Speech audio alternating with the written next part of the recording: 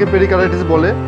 সাধারণত এটা বিভিন্ন বইতে বিভিন্ন প্রকার এটা শ্রেণীবিভাগ করা হয়েছে। আমি এটাকে সাধারণত 3টে লিখেছি। এটা হচ্ছে যে ড্রাই ফ্রিভিনাস। এই রোগীরা আবার স্নান করতে চায় না, নোংরা কতমি, সেখানে সালফার। আচ্ছা, পেরিকার্ডাইটিস এটা হচ্ছে কি, এটার স্পেশালিটি হচ্ছে মূল হচ্ছে আমরা এটা পাই যে কার্ডিওলজিতে আমাদের হার্ট, যে এর উপরে হার্টকে বেস করে মূলত এই রোগটাকে নাম দেওয়া হয়েছে।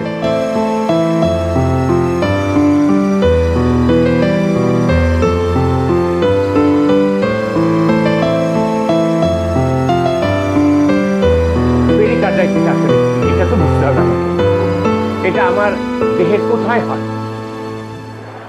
হ্যাঁ, কার্ডিওলজি রোগ বলেছেন। কার্ডিওলজি মানে হৃৎপিণ্ড জনিত বিজ্ঞান, হৃৎপিণ্ড সংক্রান্ত বিজ্ঞান, সেটা হলো কার্ডিওলজি। তো এখন পেরিকার্ডিয়াম, এটা হলো হৃৎপিণ্ডের গঠনের উপর এটা আলোচনাটা হয়। হৃৎপিণ্ডটা যে আমাদের একটা পাম্পিং অর্গান, তাই না? একটা থলির মতো, ও সংকুচিত হয়, প্রসারিত হয়, সংকুচিত হয়, প্রসারিত হয়। এভাবে যখন প্রসারিত হয় তখন সে রক্তটা গ্রহণ করে, সংকুচিত হয় তখন চাপ দেয়, রক্তটা সারা শরীরে ছড়িয়ে পড়ে। এই তো ব্যাপারটা হৃৎপিণ্ড। তো এই হৃৎপিণ্ড হয় কি, আমি যেদিন মাতৃজঠরে আসছি সেদিন থেকে শুরু এবং আমার মৃত্যু যেদিন সেদিন শেষ। এই যে জন্মের থেকে মৃত্যু পর্যন্ত ওই বেচারার এই কাজ, সংকুচিত হওয়া, প্রসারিত হওয়া হয়ে সে সারা দেহে আমার রক্ত চলাচলটাকে নিয়ন্ত্রণ এবং পরিচালনা করে। তাহলে এই যে একটা জিনিস, একটা কার্যকর একটা অঙ্গ আমাদের, এই অঙ্গটা গঠনটা কেমন? এই থলিটার 3টা লেয়ার, 3টা স্তর। বাইরের যে লেয়ারটা এটাকে বলা হয় পেরিকার্ডিয়াম, মাঝখানে যে লেয়ারটা এটা হলো মায়োকার্ডিয়াম, এবং ভেতরে যে লেয়ারটা এটাকে বলা হয় এন্ডোকার্ডিয়াম। কথাটা বুঝতে পেরেছেন? থলির যে দিয়ে থলিটা গঠিত, এই থলিটার 3টা লেয়ার করে দিয়েছে, কারণ এটাকে আমার খুব শক্তিশালী করে করতে হবে, কারণ জন্ম থেকে মৃত্যু পর্যন্ত একে সচল থাকতে হবে। এই জন্য কিন্তু আমরা যখন পেশি পড়ি, আমরা পেশিতে বলা হয় এটা একটা বিশেষ ধরনের পেশি।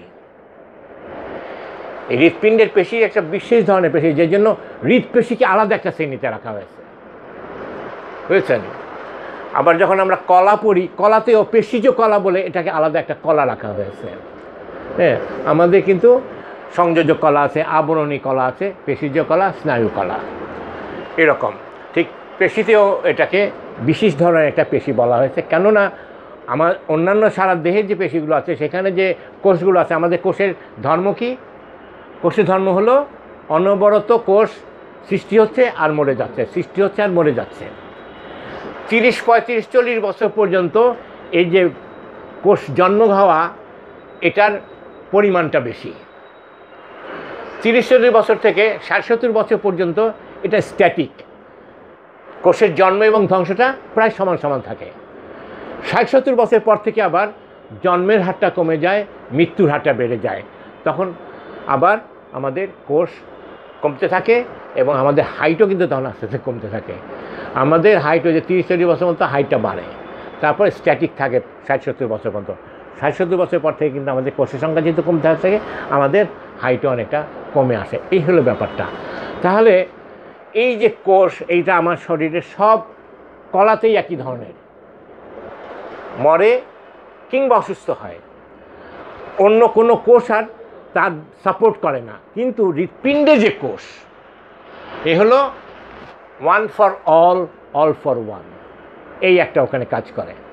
যে যদি হৃৎপিণ্ডের কোনো কোষ অসুস্থ হয়ে যায়, তাহলে ওর আশেপাশের কোষ ওই কোষের কাজটা করে দেয়। হৃৎপিণ্ডের কোষ এইভাবে কাজ করে যে অন্যান্য জায়গায় কিন্তু কোষ অসুস্থ হলে যে অসুস্থ হলো শেষ, যে ধ্বংস হলো সে শেষ, কিন্তু হৃৎপিণ্ডের কোষ মারা যাবে না, অসুস্থ হওয়া যাবে না। অসুস্থ হলেই তার আশেপাশে কোষ তার কাছটাকে করে দেয়। এই জন্য ওখানে বলা হয়েছে যে হার্টের যে কোষ বা কার্ডিয়াক যে সেল, সে হলো one for all, all for one, একের জন্য সবাই, সবার জন্য এক। এই হলো অবস্থা। তো সেই অবস্থায় এই যে হৃৎপিণ্ডটাকে আমাকে বাঁচিয়ে রাখতে হয় সেই জন্মের প্রথম দিন থেকে মৃত্যু পর্যন্ত। এই জন্যই এর একটা বিশেষ কাজ, এই কাজটাকে যাতে আমরা সচল রাখি, সক্রিয় রাখি, এই জন্য এর লেয়ারও 3টা করে দেওয়া হয়েছে। এবং 3টা লেয়ারের আমরা নাম বললাম। উপরে যে লেয়ারটা সেটা হলো পেরিকার্ডিয়াম। এই যে পেরিকার্ডিয়াম, ওখানে যে প্রদাহ হয় তাকে বলা হয় পেরিকার্ডাইটিস। ক্লিয়ার হলাম?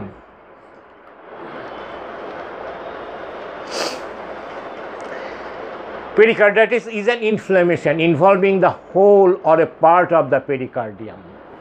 আমার পেরিকার্ডিয়াম সম্পূর্ণটা কিংবা পেরিকার্ডিয়ামের কোনো অংশে যদি প্রদাহ হয় তাকেই বলা হয় পেরিকার্ডাইটিস।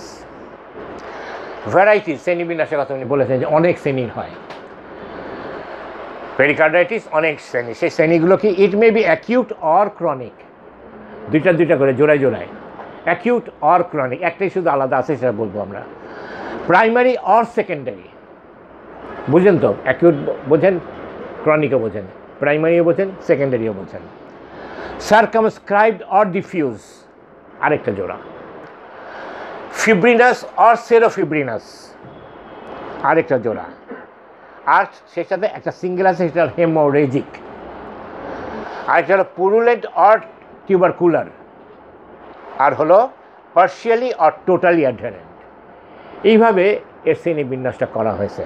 মোটামুটি 7টা শ্রেণী, 7 জোড়া।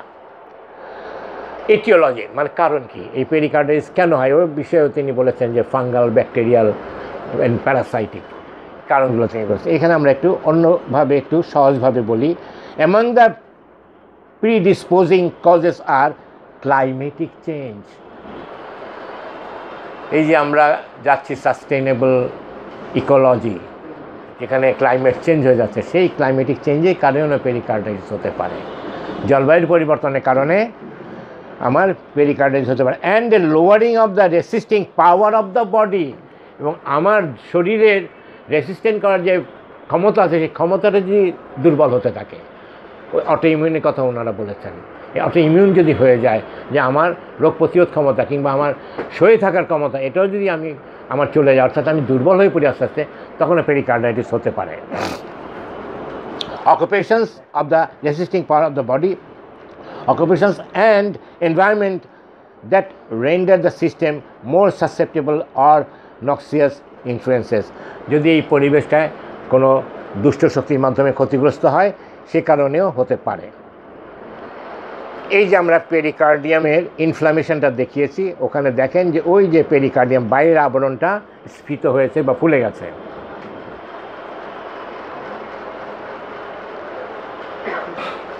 বোঝা যাচ্ছে যে বাইরের আবরণটা যে ফুলে গেছে। এই এবার আমরা বলছি pathology. Whether the pericarditis be local or general, এটা স্থানীয় এবং সাধারণ হতে পারে। ওই যে বললাম যে হয় পুরো পেরিকার্ডিয়াম জুড়ে অথবা পেরিকার্ডিয়ামের কোনো একটা অংশ জুড়ে প্রদাহ হতে পারে। সেখানে general, the epicardium is more affected than the pericardium. When local, it is most marked at the base of the organ around the great blood vessels. আমাদের যে বড় বড় রক্তনালী সমূহ আছে, সেই যদি পুরো পেরিকার্ডিয়াম জুড়ে এটা হয়ে যায়, তখন আমার বড় রক্তনালী সমূহ আক্রান্ত হয়ে যায়। The membrane early becomes of a dull color with ruddy tints that at times show hemorrhagic points. যে আমাদের যে ওই পেরিকার্ডিয়াম যে উপরে আবরণটা, তার যে পর্দাটা, সেই পর্দাটা অনেক সময় দেখা যায় যে তার রঙটা মলিন হয়ে আসে, ডাল কালার হয়ে যায়, এবং সেখানে দেখা যাবে যে তার সেখানে কিছু রক্ত জমাট বাঁধছে বা রক্ত ক্ষরণ হচ্ছে।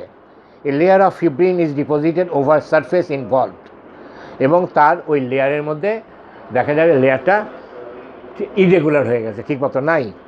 In serous from the fluid may measure a gallon, আর রসক্ষরণ হয়ে দেখা যাবে যে ওটা একটা ফুলে ফুলে একটা গ্যালনের আকৃতি ধারণ করছে, এবং সেটা হলুদ হয়ে যাচ্ছে কিংবা সবুজ হয়ে যাচ্ছে, অর গ্রে কালার হচ্ছে।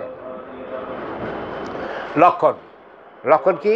The patient with acute pericarditis chooses the recumbent posture as the effusion becomes more pronounce, he then seeks the semi recumbent position. The face has an expression of distress and anxiety. ওই যে আগেই বলেছি যে হার্টের কোনো কিছু হইলেই আমরা ভয়ানক হয়ে উঠি, এবং তখনই আমার চেহারা মলিন হয়ে যায়। এই বুঝে মরে গেলাম, এই বুঝে আমার মৃত্যু কাছাকাছি হয়ে গেছে, এই মৃত্যু ভয়টা তার চলে আসে, এই জন্য তার চেহারা মলিন হয়ে আসে। Pain is felt in the pericardial reason, তার পেরিকার্ডিয়াল অঞ্চলে ব্যথা বোধ করতে থাকে, which may extend to the shoulder and left arm, যা পরবর্তীতে কাঁধে এবং বাম বাহু পর্যন্ত বিস্তৃত হয়। দ্য পালসেট ইজ ইনক্রিজ, তার পালসেটটা বেড়ে যেতে থাকে 100 to 130, সাধারণত পালসেট হলো 70 থেকে 80, সেটা 100 থেকে 130 পর্যন্ত হয়ে যায়। আবার আমার পেরিকার্ডিয়াস আরেকটা ছবি দেখাচ্ছি এখানে, ওই পাশেটা হলো নর্মাল, এই পাশেটা হলো পেরিকার্ডাইটিসের। ফিব্রিনাস, ওই যে ক্লাসিফিকেশনগুলো করেছে সেই ক্লাসিফিকেশনগুলোর বর্ণনা। ফিব্রিনাসটা কি? আসলে ফাইবার, তন্তুর মধ্যে যে প্রদাহটা হয় সেটা হলো ফিব্রিনাস পেরিকার্ডাইটিস। আমি সংক্ষেপে বলছি, এটাকে পালপেশন, পারকাশন, অ্যাসকালটেশন, খালেদ সাহেব এই কথাগুলো বলে গেছেন আপনাদেরকে, যে পালপেশন এটা হলো পরীক্ষা নিরীক্ষা, আমি যখন রোগী দেখবো তখন আমি বুঝবো কীভাবে। অনেক সময় দেখেন না ডাক্তার এখানে হাত দিয়ে এরকম টোকা দেয়, হ্যাঁ, এগুলো পরীক্ষা পদ্ধতি, এটাকে বলা হয় পালপেশন। অস্কালটেশন স্টেথোস্কোপ দিয়ে দেখা হয়। এইভাবে বিভিন্ন পদ্ধতিতে পারকাশন টোকা দিয়ে দেখে, এমনি ডাইরেক্ট টোকা দিয়ে দেখে, সেটা এইভাবে আমরা এগুলো ফিল করি। স্টেথোস্কোপ দিয়েও আমরা অনেক সময় দেখি যে তার হার্টবিটের কী অবস্থা। এইভাবে আমরা প্রত্যেকটা শ্রেণীকে দেখতে পারি। সেরাস পেরিকার্ডিস ওটা আমরা ইন্সপেকশন এবং পালপেশন দ্বারা দেখতে পারি।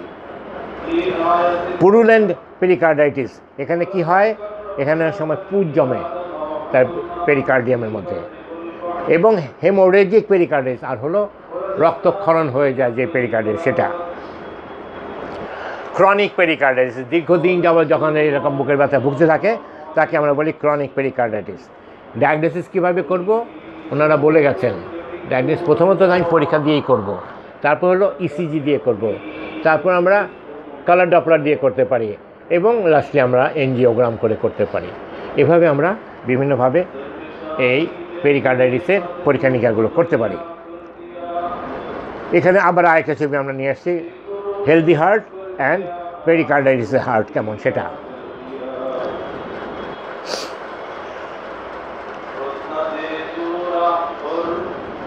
পেরিকার্ডাইটিসের কি হয়, ডাইলেটেশন অফ দ্য হার্ট, অর্থাৎ হার্টটা স্ফীত হয়ে যায়। অনেক সময় আমরা রিপোর্ট পাই, সে দেখি কি লেখা আছে কার্ডিওমেগালি, কার্ডিওমেগালি মানে হৃৎপিণ্ড বড় হয়ে গেছে, মেগা হয়েছে, কার্ডিওমেগালি। হেপাটোমেগালি, লিভার বড় হয়ে গেছে। এই শব্দগুলো শিখে রাখলেই প্যাথোলজি জানা হয়ে যায়। প্যাথোলজির নিচে, রিপোর্টের নিচে লেখা থাকে এ কেস অফ কার্ডিওমেগালি, মানে তার হৃৎপিণ্ড বড় হয়ে গেছে। এ কেস অফ হেপাটোমেগালি মানে তার লিভার বড় হয়ে গেছে। এভাবে আমরা বুঝতে পারি আর কি। তো ওই পেরিকার্ডাইটিসে হয় কি, তার ডাইলেটেশন হয়ে যায়, স্ফীত হয় হৃৎপিণ্ডটা। প্রগনোসিস, এর ভাবি ফল কি, ভাবি ফল কিন্তু খুব জটিল। ভাবি ফলের ফলে হয় কি, এদের ওই যে হার্ট ব্লক হয়, হার্ট স্ট্রোক হয়, এগুলি ফাইনাল যদি সুচিকিৎসা না করি আমরা তাহলে, এবং প্রচণ্ড বুকের ব্যথা, প্রচণ্ড শ্বাসকষ্ট এগুলো হয়। এগুলো হলে এর কমপ্লিকেশন। ট্রিটমেন্টে আমরা অনেক কিছুই বলেছি, তার মধ্যে ব্যাপার হলো আমরা অনেক সময় পানি খেতে বলি, কিন্তু পানি কিন্তু বেশি খাওয়া যাবে না। খালেদ সাহেব বলেছেন কথাটা, পানি বেশি খাইলেন তো ওই যে দুধ খাবেন, কিন্তু দুধে পানি দেওয়া যাবে না। হ্যাঁ, পানি খেলে হৃৎপিণ্ডে পানি জমে যাবে। আবার হৃৎপিণ্ডে পানির জন্য যে এখানে চেহারায় পানি চলে আসে, পায়ে পানি চলে আসে, পেটে পানি চলে আসে, একটার পর একটা হবে, এবং লিভারে হলে পানি আসে, কিডনিতে হলে পায়ে পানি আসে, আর হার্টে হলে চেহারায় পানি আসে। এই জিনিসগুলো আপনারা জেনেছেন। তো এইগুলো আমাদের মনে রাখতে হবে যে কোন রোগে আমাদের কোথায় কি হয়, এই লক্ষণগুলো দিয়ে আমরা মনে রাখছি। এই জন্য পানি খাবে, কিন্তু বেশি পানি যেন না খায়। আবার সেটা আমরা বলেছি, too much liquid is injurious as it overfills the vessels, আমার রক্তনালীগুলোকে ওভারফিল করে ফেলে, and increases the arterial tension, তখন আমার হয় কি ধমনীতে টেনশন বেড়ে যায়, ধমনী কার্যকলাপটা বিঘ্নিত হয়। এইভাবে আমরা এই রোগের ক্ষেত্রে রোগীর ব্যবস্থাপনাটা করবো, মানে রোগী পানি খেতে বলবো কিন্তু অল্প অল্প পানি খাবে, একবারে যেন বেশি পানি না খায়। অনেকে কয় না, আরে স্যার আমি সকালে উঠে 3 লিটার পানি খাই ফেলাই, আর আমি যখন পানি খাই 1 বোতল পানি পুরো খাই ফেলাই। পেরিকার্ডাইটিসের যারা রোগী তারা যেন ওইভাবে পানি না খায়, তারা যেন অল্প অল্প করে পানি খায়, এটা বলে দেবেন। এই আর কি এই রোগী ব্যবস্থাপনা কথাটা বলা হলো। Diet should be compose by light easily digested solid, এবং সে যে খাবে সেটা যেন সহজপাচ্য হয়, ওই ধরনের খাদ্য এবং হালকা খাবার হয়, বেশি গুরুপাচ্য চর্বি ফ্যাট বিরিয়ানি এগুলো যেন সে না খায়, তাকে সহজপাচ্য খাবার খেতে বলতে হবে। হোমিওপ্যাথিক ওষুধের মধ্যে আমরা পাই, মোট হোমিওপ্যাথি ওষুধ আছে রবিন মাফিতে, মোট ওষুধ হল 81টা, 41টা। এই 41টা ওষুধের মধ্যে 5টা হলো ফার্স্ট গ্রেড। সে 5টা ফার্স্ট গ্রেড হলো aconite, arsenic, psorinum, spigelia, sulphur, আর সেকেন্ড গ্রেড আছে 19টা। সেই 19টা ওষুধ আমরা দিয়ে দিয়েছি এখানে। Antim tart, apis mel, arsenic iod, asclepias tuberosa, bryonia, cactus, cantharis, cimicifuga, colchicum, digitalis, iodium, kali carb, kali iod, kalmia, lachesis, merc sol, spongia, veratrum album, veratrum viride. এই হলো মোটামুটি আমাদের পেরিকার্ডাইটিসের কথাবার্তা। এই বলে আপনাদের আমি সকলকে ধন্যবাদ দিয়ে আজকে ক্লাস শেষ করছি।